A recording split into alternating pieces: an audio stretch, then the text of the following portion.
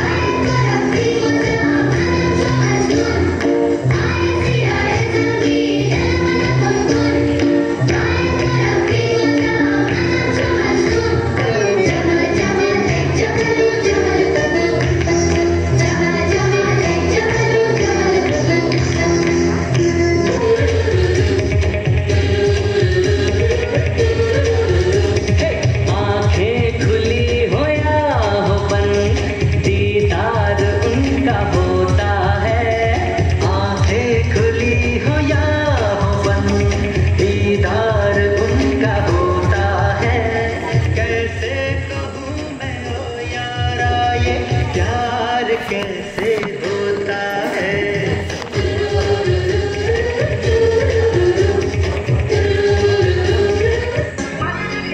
ಗಣ್ಯ ವ್ಯಕ್ತಿಗಳೇ, ವೇದಿಕೆಯ ಮುಂದೆ ಕುಳಿತಿರುವ ಎಲ್ಲ ನನ್ನ ತಂದೆ ತಾಯಿಗಳೇ, ಸಹೋದರ ಸಹೋದರಿಯರೇ ಹಾಗೂ ಎಲ್ಲ ಹಿರಿಯರಿಗೆ ನನ್ನ ನಮಸ್ಕಾರಗಳು. ನಾನು ಶರಣಗೌಡ 4ನೇ ತರಗತಿಯಲ್ಲಿ ಓದುತ್ತಿದ್ದೇನೆ. ನಾನು ಈ ವೇದಿಕೆಯ ಮುಂಭಾಗದಲ್ಲಿ ನಿಂತಿರುವ ಉದ್ದೇಶವೇನೆಂದರೆ ನನ್ನ ಹಾಸ್ಟೆಲ್ ಅನುಭವ ಕುರಿತು ನಾನು 2 ಮಾತನ್ನು ಹೇಳುತ್ತೇನೆ.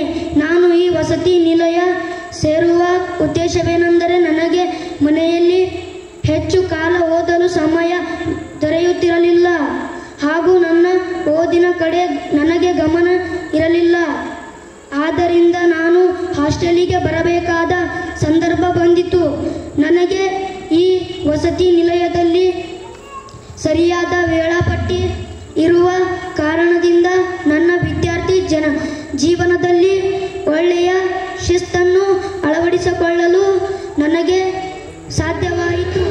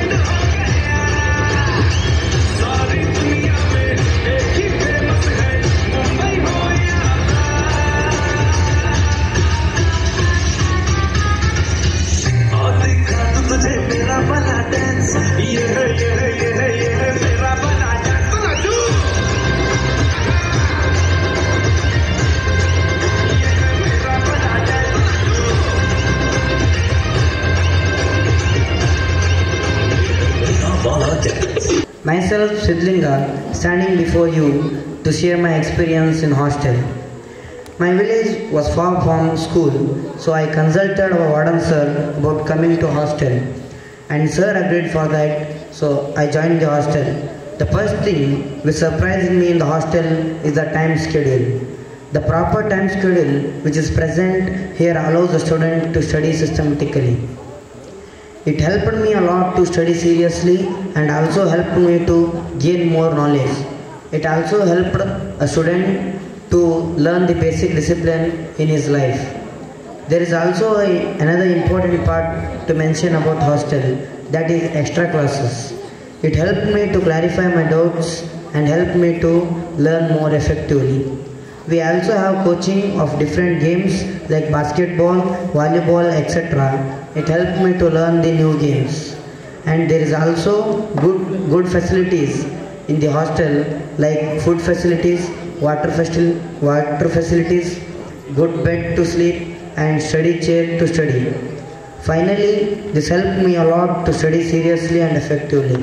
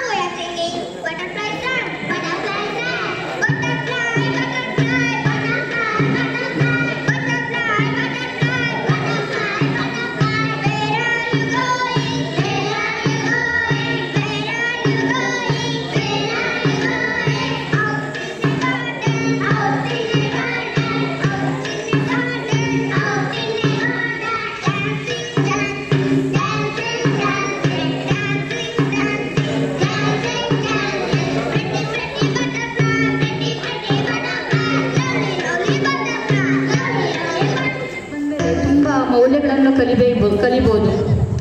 ಮೊದಲನೇದಾಗಿ ಜವಾಬ್ದಾರಿ ಏನಂತ ನಾವು ಕಲಿತೇವೆ, ರೆಸ್ಪಾನ್ಸಿಬಿಲಿಟಿ. ಮತ್ತು ಎರಡನೇದಾಗಿ ಸಮಯ ಪ್ರಜ್ಞೆ. ನಾವು ಬೆಳಿಗ್ಗೆ ಹೇಳ್ತೀವಿ, ರಾತ್ರಿ ಮಲಗುವವರೆಗೂ ನಾವು ಸಮಯ ಪ್ರಜ್ಞೆ ನಮಗೆ ಏನು ಅಂತ ನಿಜವಾಗಿಯೂ ಹಾಸ್ಟೆಲಲ್ಲಿ ಮಾತ್ರ ನಾವು ತಿಳ್ಕೊಳ್ಬೋದು. ಮೂರನೆಯದಾಗಿ ಜೀವನಕ್ಕೆ ಬೇಕಾಗುವ ಅವಕಾಶಗಳು ಕೂಡ ತುಂಬ ಸಿಗ್ತವೆ. ನಾವಿಲ್ಲಿ ನೋಡಿದ್ದೇವೆ, ಸ್ಟೇಜಿಗೆ ಬಂದರು, ಕೆಲವರು ಡ್ಯಾನ್ಸ್ ಮಾಡಿದ್ರು, ಕೆಲವರು ನಾಟಕ ಮಾಡಿದ್ರು, ಕೆಲವರು ಒಳ್ಳೆ ಅನುಭವ ಕೂಡ ಶೇರ್ ಮಾಡಿಕೊಂಡ್ರು. ನನಗೂ ತುಂಬ ಖುಷಿ ಆಯಿತು ನೋಡಿ. ಯಾಕೆಂದರೆ ನಾವು ಸ್ಕೂಲ್ ಡೇಸಲ್ಲಿ ನೋಡಿದ್ದೀವಿ, ನೀವು ಅಪರ್ಚುನಿಟಿ ಅಷ್ಟೊಂದು ತೊಗೊಳ್ಳಲ್ಲ. ಇಲ್ಲಿ ಹಾಸ್ಟೆಲ್ ಡೇ ದಿವಸ ತುಂಬ ಅಪರ್ಚುನಿಟಿ ತೊಗೊಂಡು ಚೆನ್ನಾಗಿ ಪರ್ಫಾರ್ಮ್ ಮಾಡಿದ್ದೀರಾ. Keep it up. ಮತ್ತು ಇನ್ನೊಂದು ಏನು ಹೇಳಬೇಕು ಅಂತ ಹೇಳಿದ್ರೆ, ಹಾಸ್ಟೆಲ್ ಜೀವನದಲ್ಲಿ ನಾವು ಜಾತಿ, ಧರ್ಮ, ಮತ, ಭೇದ ಮತ್ತು ಮೇಲು ಕೀಳು, ಬಡವ ಶ್ರೀಮಂತ ಅನ್ನೋದು ಏನೂ ತಾರತಮ್ಯ ಇಲ್ಲ. ಇಲ್ಲೆಲ್ಲರೂ ನಾವು ಸಮಾನರು ಹಾಸ್ಟೆಲಲ್ಲಿ. ಅದೊಂದು ನಾವು ಜೀವನದಲ್ಲಿ ತುಂಬ ಕಲಿತೇವೆ. ಮತ್ತು ಇನ್ನೊಂದು ಸ್ವಾತಂತ್ರ್ಯವಾಗಿ ಜೀವಿಸಲು ಮತ್ತು ಸ್ವಾವಲಂಬಿಯಾಗಿ ಜೀವಿಸಲು ನಮಗೆ ಈ ಹಾಸ್ಟೆಲ್ ಜೀವನ ನಮಗೆ ಕಲಿಸ್ತದೆ. ತುಂಬ ನಾವು ಇಲ್ಲಿ ಮೌಲ್ಯಗಳನ್ನು ಕೂಡ ಕಲಿಬೋದು. ನಾವು ಹಾಸ್ಟೆಲಲ್ಲಿ ನಾವು ಸೆಲ್ಫ್ ರೆಸ್ಪಾನ್ಸಿಬಿಲಿಟಿ ಹೇಗೆ ತಗೊಳ್ಬೇಕು ಅಂತ ಕೂಡ ನಾವು ಕಲಿತೇವೆ ಹಾಸ್ಟೆಲಲ್ಲಿ. ಅದು ನಾವು ಮನೇಲಿ ಮಾಡೋದಿಲ್ಲ. ಯಾಕೆಂದರೆ ಮನೇಲಿ ಎಲ್ಲ ತಂದೆ ತಾಯಿಗಳು ಜವಾಬ್ದಾರಿಯನ್ನು ತಗೊಳ್ತಾರೆ ಮತ್ತು ಮಾಡ್ತಾರೆ. ಆದರೆ ಇಲ್ಲಿ ಹಾಸ್ಟೆಲಿಗೆ ಬಂದ ಮೇಲೆ ನಾವೇ ಮಾಡಬೇಕು.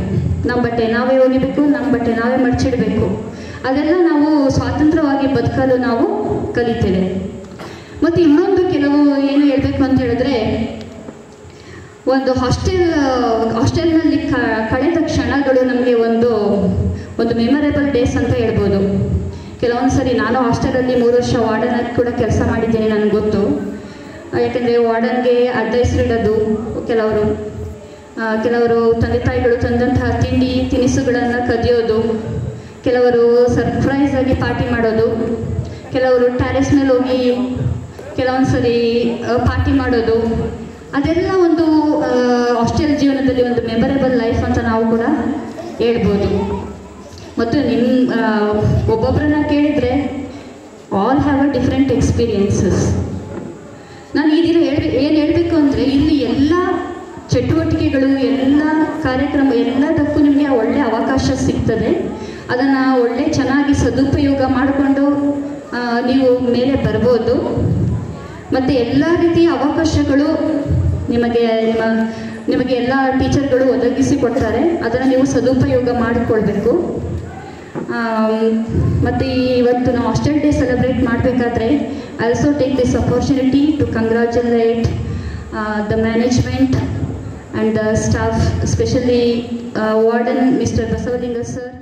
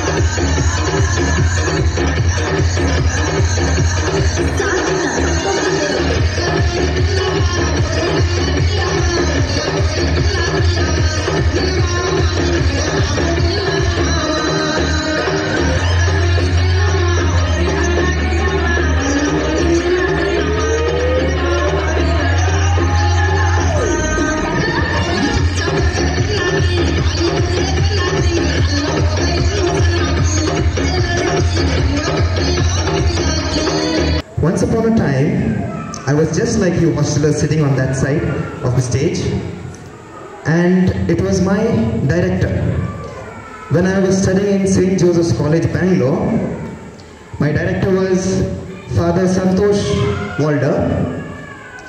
As usual, as you know, before going to hostel, your parents will say, see, take it like a punishment. Now you will learn. But when I went to hostel, I was very shocked to know that in the hostel you learn friendship, isn't it? You learn how to share. Sometimes somebody will not have simple things. Sometimes there's no money with your friends, but you learn to share. There is a timing. When we were in hostel, we learned how to wash our clothes. Every Thursday we had puri making. ಎಲ್ಲ ಸೇರಿ ನಮಗೆ ಅಡಿಗೆ ಮಾಡಲಿಕ್ಕೆ ಒಂದು ದಿನ ಒಂದು ಇತ್ತು ನಮಗೆ. After that we also had cycling trips. We used to take our cycles and go far away, all of us. What I would like to say is, take the opportunity what the Jesuit education is providing you. Most of my friends, just like you, who studied in Jesuit schools just like you, the hostelers, have now become army officers. There's a boy who has become an army officer. We did not expect. In fact, there's one more who has become a social scientist who passed away from TIS, Mumbai. All coming from Jesuit institutions. You know the famous martial artist Bruce Lee? He also studied in Jesuit schools. And Jesuits have their schools all over the world. The main goal of Jesuit education, especially in the hostel, is to help your friends. The moment you go and help others, immediately the blessings are on you. You will improve your life, you will live longer, people will love you.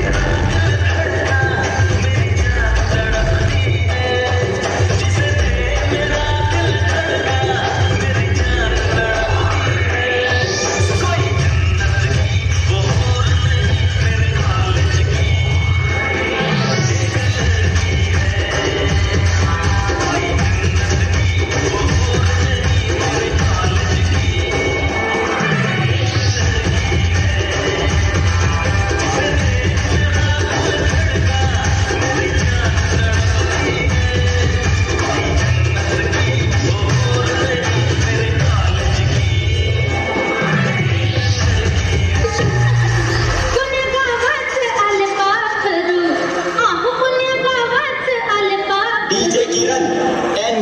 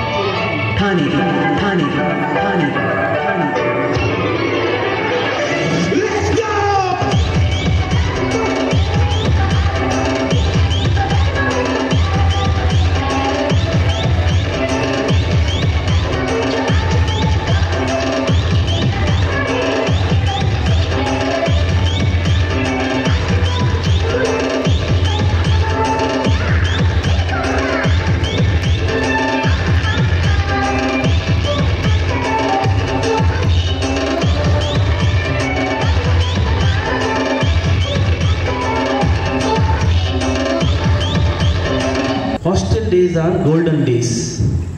ಈ hostel day ಅನ್ನುವಂಥ ಪದದಲ್ಲಿ ಅಡಕವಾಗಿರುವ 9 ಗುಣಗಳನ್ನು ನೀವು ಮೈಗೂಡಿಸ್ಕೊಳ್ಬೇಕು, ಅಥವಾ ಅದರಲ್ಲಿ ಒಂದು 4 ಗುಣ ಅದು ನಂದು ಆಗಬೇಕು.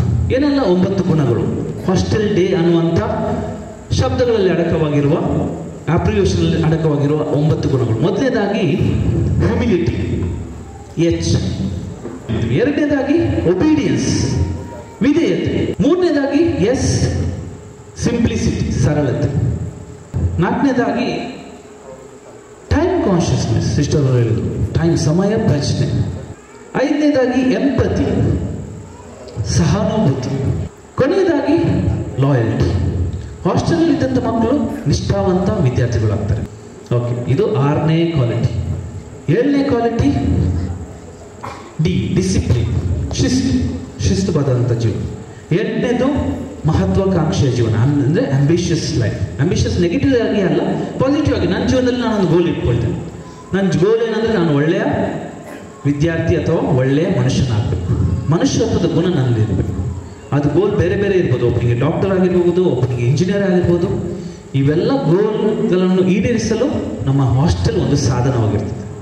ಕೊನೆಯದಾಗಿ ಯಾವಾಗ ನನ್ನಲ್ಲಿ ಇಷ್ಟೆಲ್ಲ ಗುಣಗಳು ನಾನು ಮೈಗೂಡಿಸ್ಕೊಳ್ತೇನೆ, ಆಗ I become Young in spirit, ಯೂತ್ಫುಲ್ನೆಸ್. ನಮ್ಮ ಹಾಸ್ಟೆಲಲ್ಲಿ ನಾವು ನೋಡೋದಾದ್ರೆ ಒಂದು ಕುಟುಂಬ ಥರ. ಆ ಕುಟುಂಬದ ಭಾವನೆ ನಮ್ಮ ಮಕ್ಕಳಲ್ಲಿದೆ. ಕಾಂಪಿಟೇಷನ್, ಆಟ, ಜೊತೆಗೆ ಕೆಲಸ ಮಾಡೋದು. ಎರಡನೇ ವಿಷಯ ನಮ್ಮ ಹಾಸ್ಟೆಲ್ ಇರುವುದು ಜವಾಬ್ದಾರಿ. ಪ್ರತಿಯೊಬ್ಬರಿಗೆ ಬೇರೆ ಬೇರೆ ಜವಾಬ್ದಾರಿ ಇದೆ. ಕಸ ಗುಡಿಸೋದಿರ್ಬೋದು ಅಥವಾ ಏನಾದರೂ. ಯಾಕಂದರೆ ಈ ಚಿಕ್ಕ ಚಿಕ್ಕ ಜವಾಬ್ದಾರಿ ಮಾಡಬೇಕಂದ್ರೆ ಮುಂದೆ ಅವ್ರ ಜೀವನಕ್ಕೆ ಭಾಳ ಸುಲಭ ಆಗುತ್ತೆ. ಮೂರನೇ ವಿಷಯ ಶಿಸ್ತು. ಶಿಸ್ತು ಜೀವನದಲ್ಲಿ ಅಗತ್ಯ.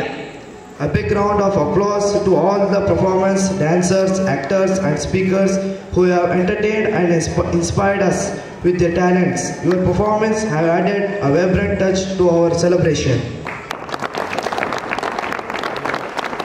With that, we come to the end of our Hostel Day celebration. Once again, I extend my heartfelt gratitude to all of you for gracing this occasion with your presence. Let's carry the spirit of unity and friendship that defines our hostel life throughout the year. Thank you and have a wonderful day ahead.